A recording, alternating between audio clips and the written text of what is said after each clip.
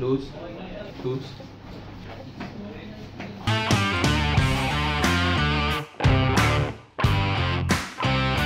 আপনার ঘাড়ের থেকে যে হাতে ব্যথাটা নামছিল সেটা একদম ভালো ছিলেন, কিন্তু হঠাৎ করে বেড়েছিল। আপনি বেড়াতে যান, তো এই বেড়াতে যাওয়ার পরে কি হয়েছিল যাতে এইখানকার ব্যথাটা আবার বেড়েছিল? একটু খাটনি হয়েছে, কাছাকাছি বেশি হয়েছে, আচ্ছা, তার জন্য ঝুঁকে কাজ করা। আর এক্সারসাইজ হয়েছিল কি? না, এক্সারসাইজ একটু কম হয়েছিল। সেই জন্য প্লিজ রিমেম্বার, যারা এক্সারসাইজ ভাবে যে আমি এক্সারসাইজ করব না বা কম করব তাতে আমার ঠিক হয়ে যাবে, সেটা সঠিক গোল বা এম নয়। কিন্তু এক্সারসাইজ ম্যান্ডেটরি। আমরা যখন সেট করে দিই জায়গাটা, হাড়টা, মাংসপেশিগুলো সবকিছু অ্যাডজাস্ট করে দিই, তারপরে ওটাকে মেনটেন করতে হবে। মেনটেন করার দায়িত্ব কিন্তু আপনাদের। এক্সারসাইজ যেগুলো আমরা দিয়ে দিই, সেই কটা এক্সারসাইজ যদি না করতে পারে তাহলে কিন্তু আবার ব্যথা ফিরতে পারে। সেই জন্য এক্সারসাইজ করতে আপনারা কাইন্ডলি ভুলবেন না। তো এই জিনিসগুলো ডুজ এন্ড ডোন্টস, এক্সারসাইজ আমরা যা যা রিমুভ পেন ক্লিনিক থেকে বলে দেওয়া হবে সেগুলো যদি শিরোধার্যভাবে পালন করেন, আর কিন্তু ব্যথা হবেও না, আসবেও না, আমার কাছেও আসতে লাগবে না। এনিওয়ে, ওনার ব্যথাটা বেড়েছে, তাই জন্য আবার উনি এসেছেন। আজকে দেখি আমরা ট্রিটমেন্টটা দিতে পারি কিভাবে। আর আপনাদের একটু দেখাই মায়ের অ্যাকচুয়ালি ইনিশিয়ালি হয়েছিলটা কি, যার জন্য ওনার এই যে ঘাড়ে ব্যথার থেকে হাতে নামছিল, সেটার উৎসটা। আসুন আমার সাথে। এমআরআই এ দেখা যাচ্ছে এখানে যে ওনার একটা ডিস্ক বাল্জ আছে। আমরা এটাতে কিন্তু খুব একটা সিগনিফিকেন্ট বলবো না, কারণ এখানে যে বাল্জটা আছে সেটা কিন্তু এমন কিছু স্পাইনাল কর্ডকে কম্প্রেস করছে না, ইন ডিফারেন্ট স্লাইসেস দেখা যাচ্ছে। তো এই ক্ষেত্রে আমরা যেটা দেখলাম, এমআরআই তেমন কিছু নেই যার জন্য মায়ের এটা। আমার মনে হচ্ছে ওনার পুয়ার পশ্চার, এই যে কুঁজো ভাবটা আর মাসেল টাইটনেসের জন্য এই ব্যথাটা। আসুন আমরা ট্রিটমেন্টটা দেখে নিই। লুজ রাখবেন জায়গাটা, ডান দিক দিয়ে যাচ্ছে। আপনি যদি দেখেন এই জায়গাটা অনেকটা কুঁজো আছে, একটা গোলানো ভাব আছে, এটা নিচে সামনের দিকে শোল্ডারটা রাউন্ডিং অফ হচ্ছে, মাথাটা হালকা সামনের দিকে প্রোট্রুডেড আছে। This are negative.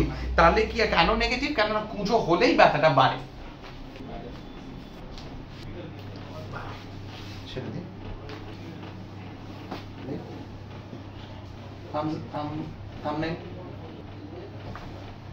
Loose loose loose loose. উপর হয়ে শোবেন, নাকটা এখানে লুজ। মায়ের অনেকটা কুঁজ আছে, কুঁজো। তো সেই জায়গাটাকে আমাদের রিসেট না করলে মাংস পেশিগুলো তো বেঁকে থাকবে, তাহলে আবার ব্যথা কিন্তু চলে আসবে। এই কারেক্টিভ মেজার্স যেগুলো আমরা দিয়ে দিই, বলে দিই, এগুলো কিন্তু শিরোধার্যভাবে পালন করতে হবে, না হলেই মুশকিল। ঢিলা ছাড়ুন, ঢিলা ছাড়ুন, ব্যাস। কুনুয়ে ভর দিয়ে উঠে বসুন। হ্যাঁ হ্যাঁ, মাথাটা আমার হাতে দিয়ে দিন, হালকা করে লুজ রাখুন মা, হালকা করে লুজ। উঠে বসুন, মাথার উপরে হাত রাখুন, দুটো হাত জড়ো করে দিন। হ্যাঁ, রিল্যাক্স রাখুন, লম্বা শ্বাস নিন, ছেড়ে দিন। দুটো পা দুদিকে একটু এগিয়ে আসুন মা, দুটো হাঁটু দিয়ে চেপে রাখবেন, ঠিক আছে? নিজেকে ধরে রাখুন, লম্বা শ্বাস নিন, ছাড়ুন ছাড়ুন, ভালো করে ধরুন, মাথার পিছনে হাতটা ধরে রাখুন, লম্বা শ্বাস নিন, ছাড়ুন। এদিকে উঠে দাঁড়ান, ওই দিকে তাকান, মাথার পিছনে হাত রাখুন যেরকম রেখেছিলেন, কুনুইটা সোজা, লম্বা শ্বাস নিয়ে ছেড়ে, সামনের দিকে ঝুঁকে এরকম, হ্যাঁ, হালকা ছেড়ে। আচ্ছা, উপর হয়ে শোবেন, হাতটা ভুজাঙ্গাসন করব।